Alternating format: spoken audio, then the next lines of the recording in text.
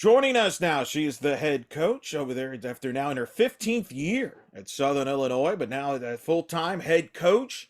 It's been tremendous success with the program there. And of course, I speak of Jen Sewell, who's kind enough to join us here on In the Circle for the first time. First of all, how's that head coach title sound? Well, I tell everybody, I said, nothing's really changed, but I kind of wanted to like enter in some sort of like head coach consortium or something where we just all shared the title and I could just be the associate head coach forever, but they wouldn't let me do that. So somebody had to put HC next to their name, so I took it. So it's been awesome. Take me through the last year because you had to take full responsibilities after Coach Blaylock took the leave of absence due Correct. to. So you were kind of the interim head coach most of last season, but then after the season was made official that you would be the head coach after Coach Blaylock decided to retire. There, take me through the last year. What was that like for you? Yeah, I think Kerri, I've talked about this a lot. Kerri's one of those head coaches that really prepped all of her assistants to be head coaches, whether we wanted it at that time or not. So she always called herself kind of a major league manager in the sense that she oftentimes made the lineup card, kind of made the final call on some recruiting issues, things like that. But all of us had a very major role in the program. So I think it wasn't necessarily a surprise to everybody inside our circle.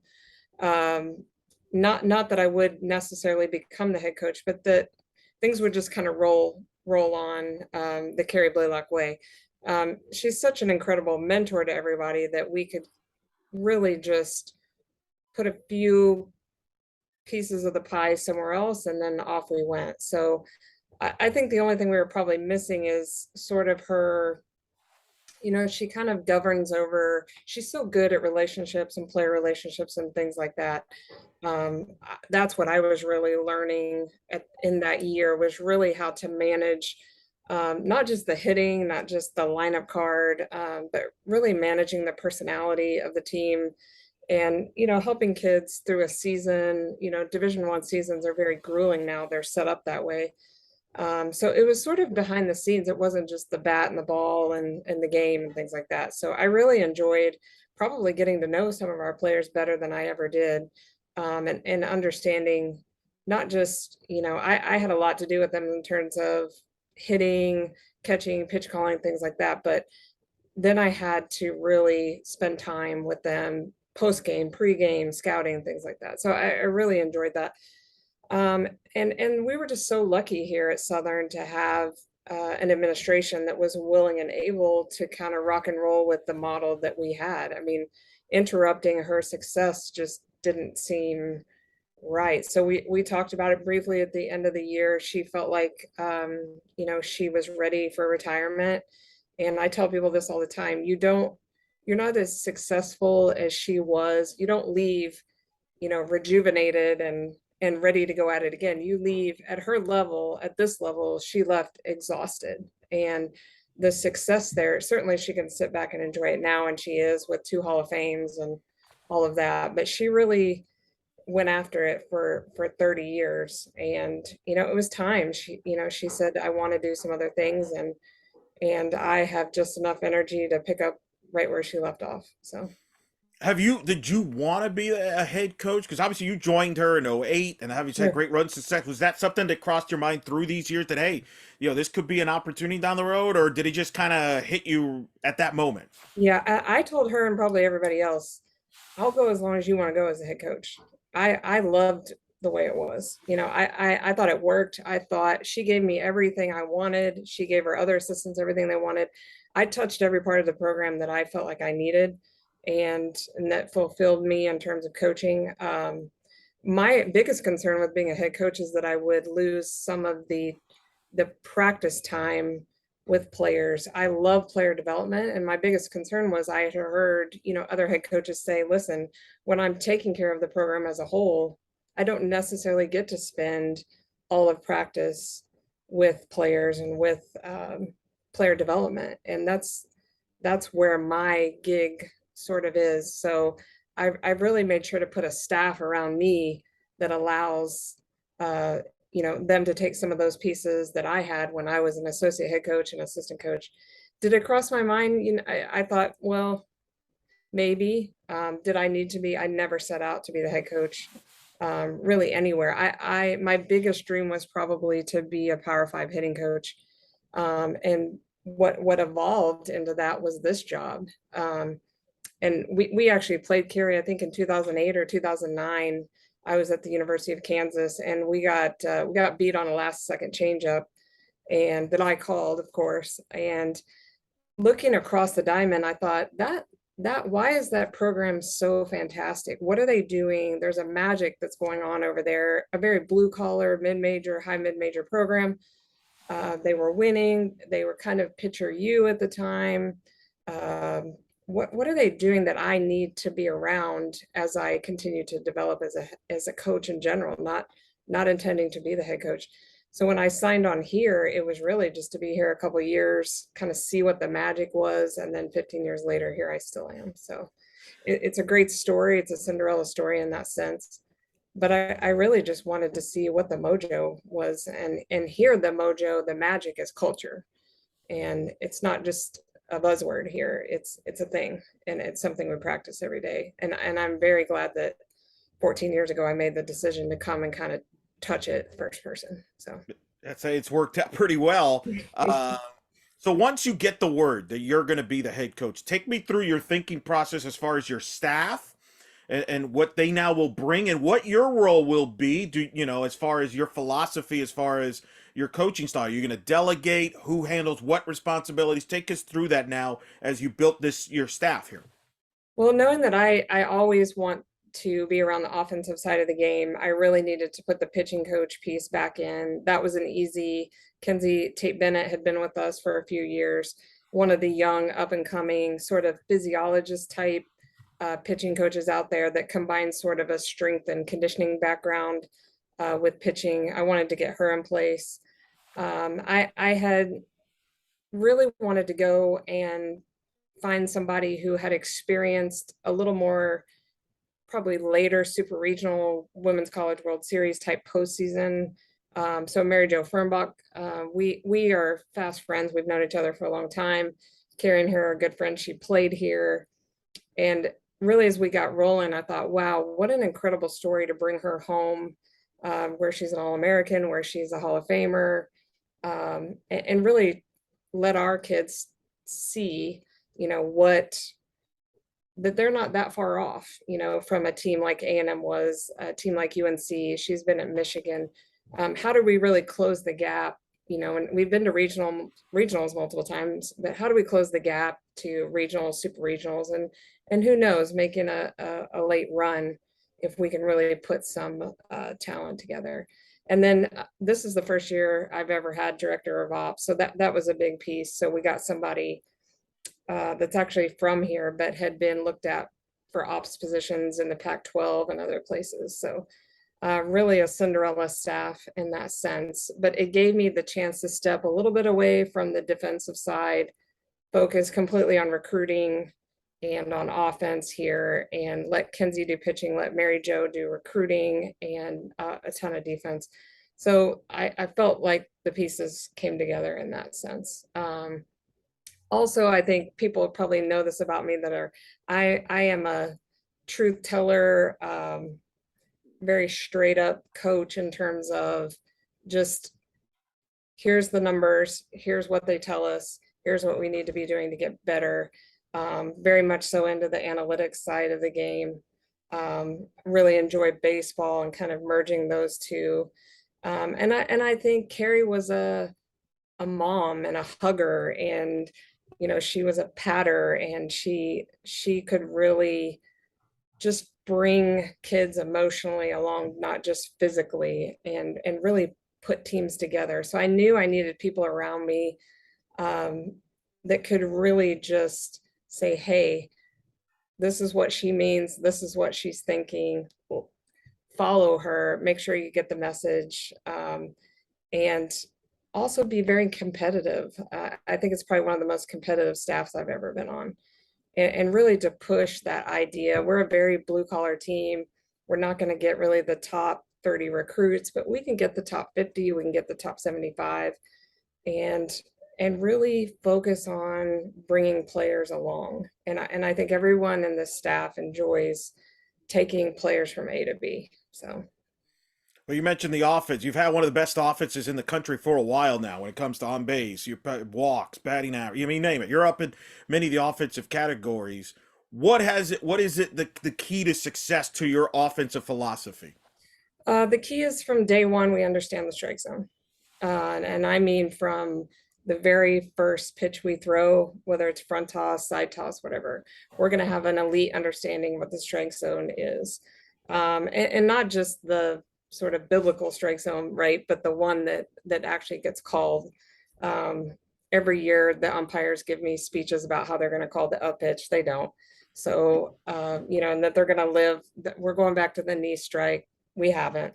So we've really focused there. I think it's helping players transition from the club system where things can get called white line to white line. Sometimes I'll watch a game where the batter's box to the other batter's box is being called. Um, but I think we understand the strike zone from day one. Everything that we do offensively has a game preparation aspect to it. We're never just, we don't spend a lot of time on the tee. We don't spend a lot of time just doing reps for no reason. There's usually a consequence. Just some little things that keep it very game like. We go offense versus defense a lot. That helps us.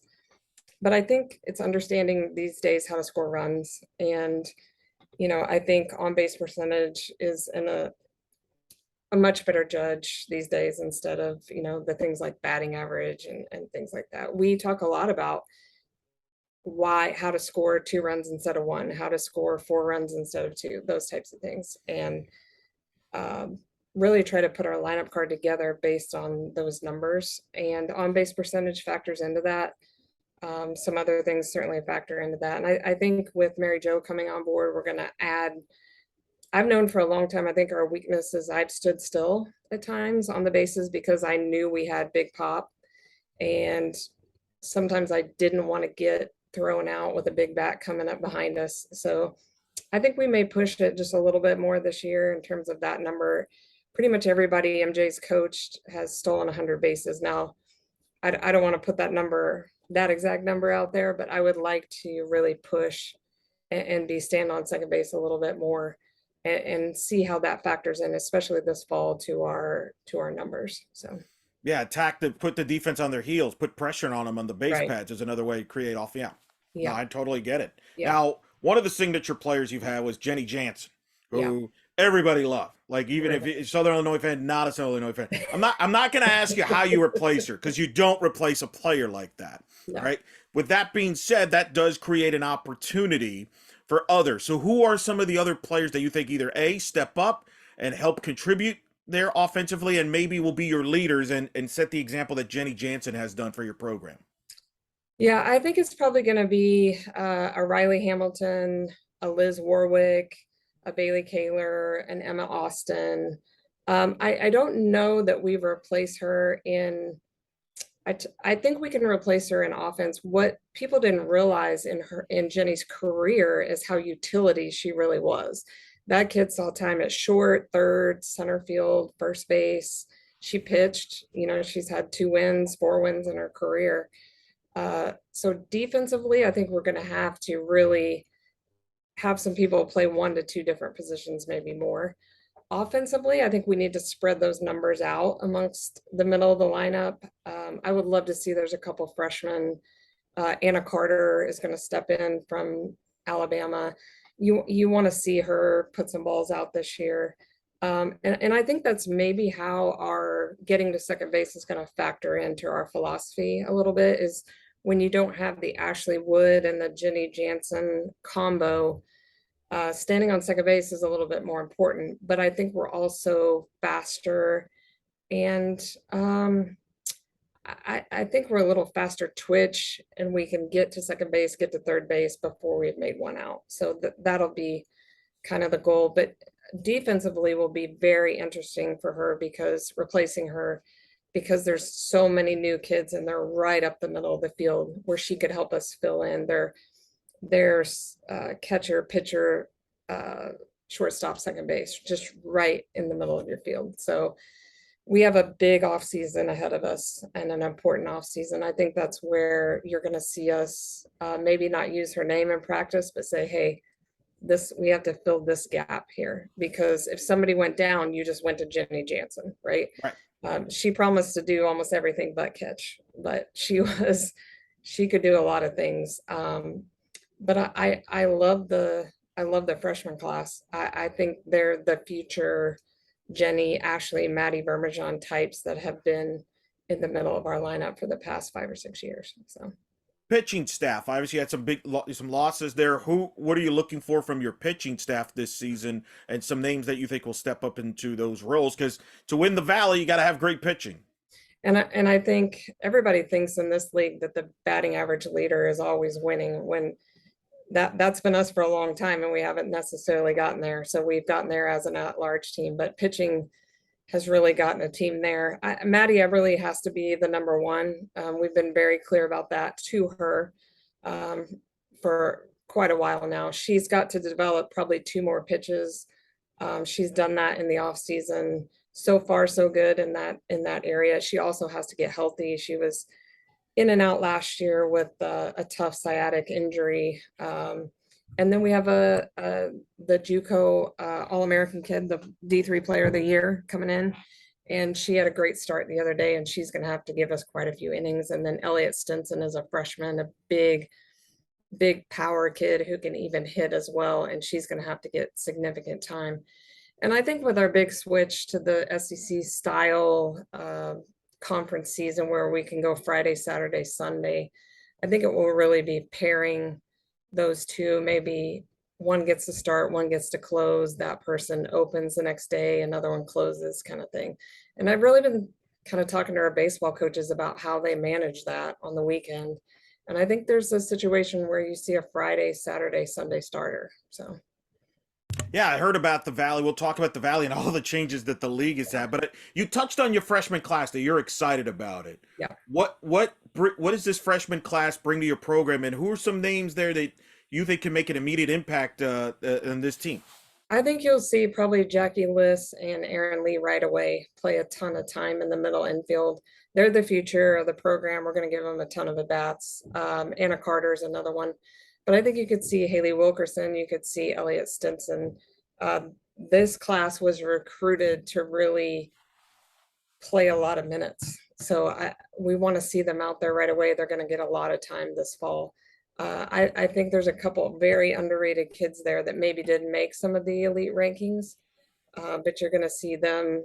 And I tell them all the time, you're the future first team, second team, all conference kids. You know, you're the future Hall of Famers. You just haven't seen it yet, but you can be the Jenny of the future. You can be the Maddie Vermajon of the future. I think they're just still working through that incoming freshman idea of what it's like to practice every day and then play later, and sort of have to delay the gratification of this is what it's going to look like in the spring. And then on top of that, we're going to hopefully get some injuries back. Addie Baker was down last year with an ACL. She's a big bat in the middle lineup that we need back, but she'll come in as a redshirt freshman. So super excited about to get all that back at once, and to be, I think it was a good job by us last year to have 4 major injuries, still finish in the top third of this conference, a very tough conference last year for sure. But we get all that back. I just keep thinking, I wake up every day and I'm like, we're going to get all that back. So You mentioned the change in the schedule format. You're going to play Friday, Saturday, Sunday. Obviously, you got new members in the league this year, with Belmont obviously joining, Murray State joining, UIC joining. Your 12-team league, you're going to have everybody, as I understand, now being everybody part of the conference tournament. Top 4 get a bye.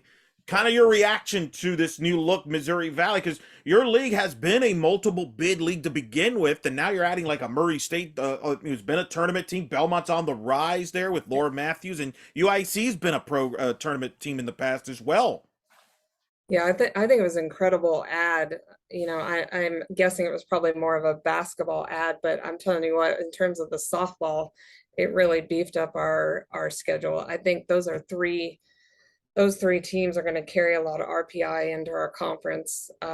Murray State and us have played each other typically in the fall and usually midstream in the spring, and we have absolutely gone after each other. So it's going to be really great to have them in the league. I think Belmont, like you said, Belmont could spring right to the top of this league. I'm really impressed with the work that she's done, and UIC I think knows how to win. They're very used to being in the top of their conference and picking up their AQ. So it would be no surprise to us to see them spring right up into the top. So I think the best part, who manages that Friday, Saturday, Sunday schedule the best, and really learning what it looks like in the one game a day. I think oftentimes we were coaching in this league trying to hold a little bit back, trying to make sure we were ready to go for that Saturday doubleheader, and then trying to figure out just what the heck to do on Sunday with whoever had any gas in the tank left. So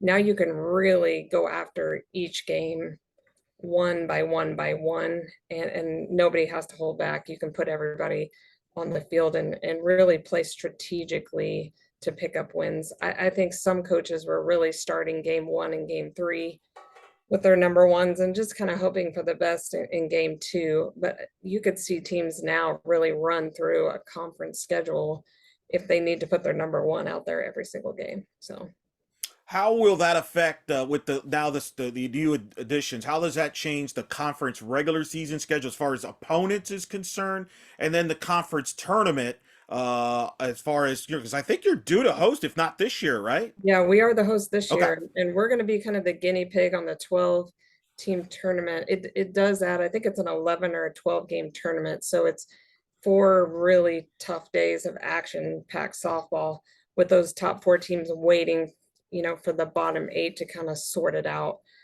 Um, I just think it's going to be interesting. We have kind of adopted that Big Ten style rotation schedule with 2 teams left out playing the other 10. I'll be interested just to see travel wise how it affects some people. We certainly added to the southern part of our conference, which we don't mind. We're not too far from Belmont and Murray, but it's going to be tough for some of those north and west and northwest teams that really have to get to the Nashville area and even further. I think we just kind of thanked our lucky stars that we sort of sit central to most of the locations here. None of these new locations are really going to bother us, but I think it's going to be about who manages recovery, things like that. We've seen our schedule, and then sort of with the new schedule, you have to start to sort out the idea of that new RPI, like where does the conference RPI sit? So I think we're always going to play a very tough February, and then we're going to host a couple tournaments that are pretty tough.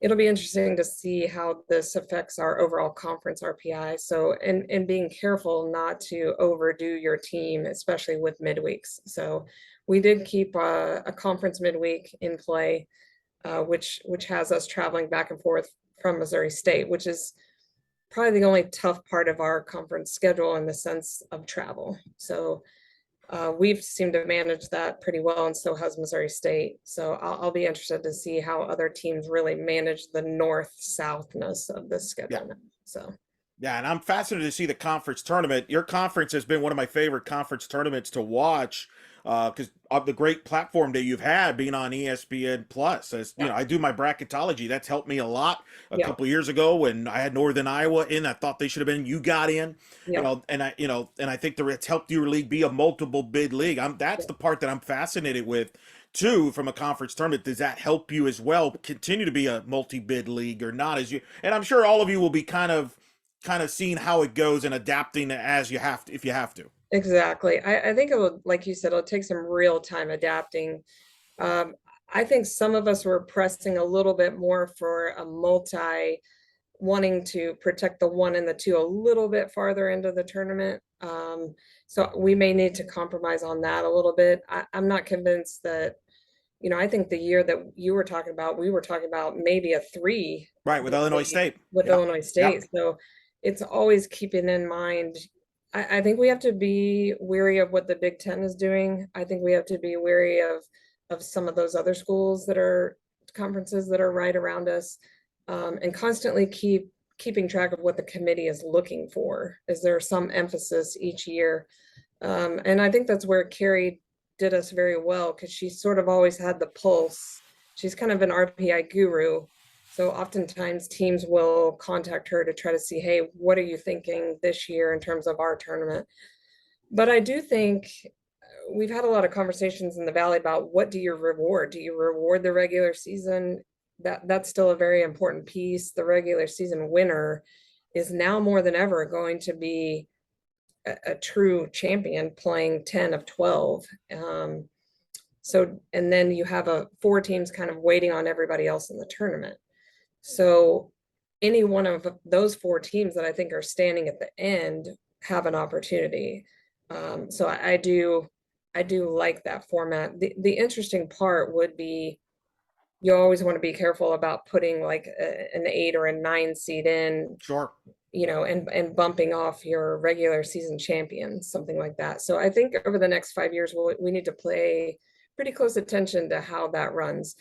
But the good thing is, with that many games, with 11 games, you're going to have some giddy up to get to the end. There's not going to be that kind of one unicorn Cinderella situation necessarily. To get all the way to the end of that tournament to championship day is going to take some serious firepower. So. Right, and we had Coach Blaylock on a couple years ago and talked about the schedule. You mentioned, because you've all done a great job non-conference scheduling wise. Helped you get in as an at large in 19 when you got sent to Evanston and you were one of the last teams in. And she, I remember asking her about that. She's like, I felt pretty good going in because of the resume. Right. Even compared to past years, because you were left in the altar a couple times where you thought you should have been in, but 19 you and that's part of it, right? It's scheduling Right. non-conference, and that's probably the message to everybody in the league.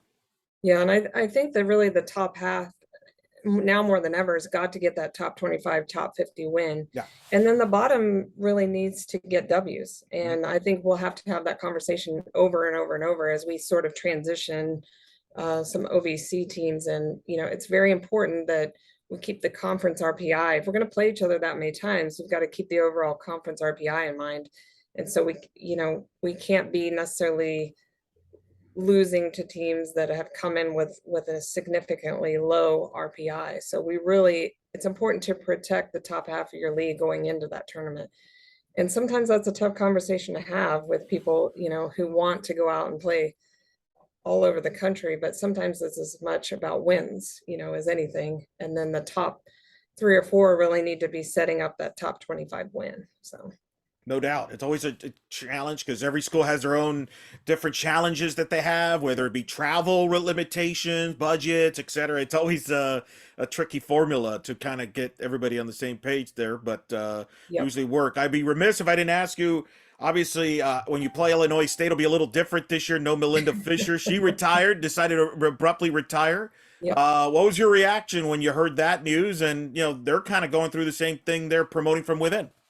Well, I think my first reaction was to text Tina and say, congratulations. I mean, it's going to be a funny run of some associate head coaches. Just, it feels new school, but it feels old school in a way. I think, we've all been in this league. And I think there's something about this league that we just all enjoy being in this conference.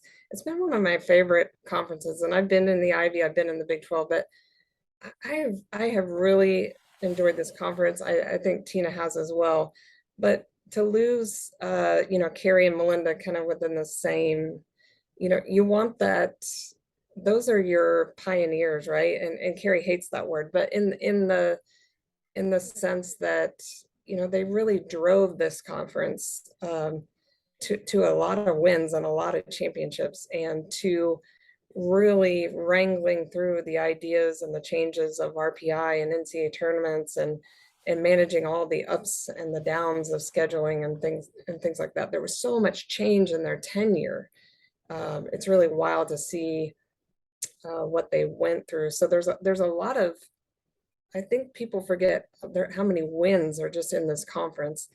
And yes, of course, everyone can recognize a Fisher and a Blaylock, but just the extremeness of going through, softball, making, the changes at the College World Series and being the viewership on TV. I mean, we're talking about little to no viewership at the beginning of their careers to now where, like you said, we've got a prime spot on ESPN Plus. So, I mean, it will be interesting. I don't think us and Illinois State will take it easy on each other, though. I expect a full 3-game leave it out there kind of series. So, but super excited to see some of those of us that have been assistants for a long time, kind of put our marks on our programs. But Melinda was good to us, from the moment we walked into this conference. And I can't tell you how many times that we've talked back and forth about different things. And she was always one to share, never one to hide. She didn't have any secrets. And Kerri was the same way. So I know it's almost like they kind of went out as a sisterhood a little bit, and they still talk to this day. I think they're trying to figure out what to do. Do they play golf, or do they volunteer, or what? Do you go pet the puppies or what? Because both of them were 100% Well, I'm worried for both of you, over there, because they're going to get together when you all play each other, Illinois State, and I feel like they're going to be in the stands critiquing all of both of you Yeah, there. I every once in a while I do, and I'll have to ask Tina, but I do get a few asterisks, or some side notes. I feel like, like it's like when Ralph, gets his notepad out, for Karen Weekly. I feel like there may be some notepad adjustments coming my way, but you know what? If you're a 4-time Hall of Famer, you can say whatever you want. So That's that's the way it goes. that's the way it goes. Last thing, what's going to be the keys between now and February as you kind of go through the fall and everything? What's the biggest keys for your team to address and accomplish to help accomplish your internal goals once you get into the season? I think for us, it's just understanding who the new us is. Really, with some graduation, we've really finally our COVID kids are gone, so we don't have any more sort of lingering. Although I would have loved for Jenny to have 10 more years, but we've been doing a lot of work to figure out who we are now, our new identity. I've talked to them a lot about,